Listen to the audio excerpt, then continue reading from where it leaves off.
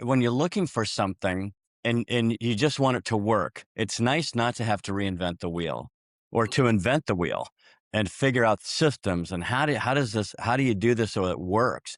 And so often people buy a franchise and they're given the McDowell's manual for success, Mhm. and all you got to do is plug yourself in. It's probably going to work. A lot of people do that. The problem is sometimes they plug into a type of business and a type of system where you just bought yourself about a 90-hour a week job. Not just bought as in, oh, I paid a few bucks. You probably paid tens of thousands, if not hundreds of thousands of dollars for this business opportunity that's proven. So a lot of people get into that. Yeah, I always tell the story about the friend of mine that got into the UPS store, bought a UPS store, and because he just wanted to do his background is geology. He was a geologist, and he made some money and retired, and but not enough money.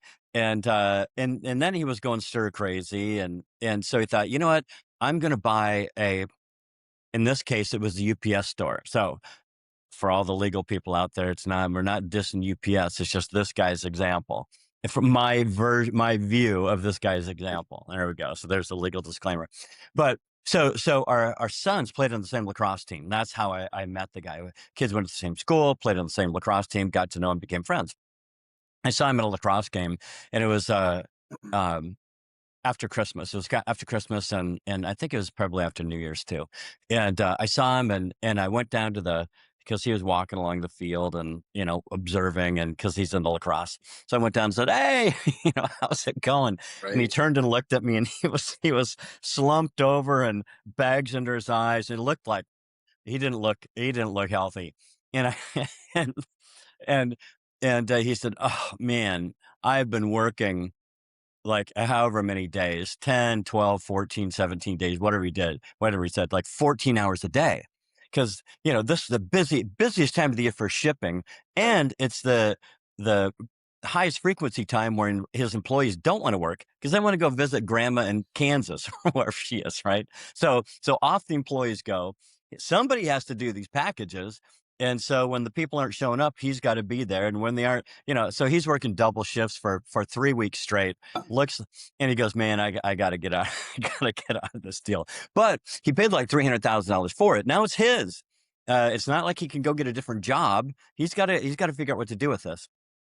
He ultimately sold it, washed his hands of it, and somebody else has the anchor around their neck. But he got into it thinking, man, this is the ticket. I don't have to figure this stuff out. So that idea is good. The franchise idea is good because sometimes it can take forever to figure out the right system of how to do a particular business, right?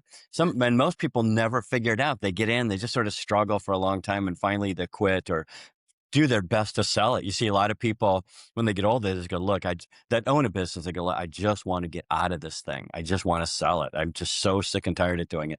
Same thing people are thinking with their jobs. They just can't wait to die or retire. Same with a lot of people have businesses that they never quite figured out how to really get the sort of freedom they were looking for, but they got into an expensive franchise, bought themselves a more than a full-time job. So the system idea is smart, but what you get into, you have to be cautious.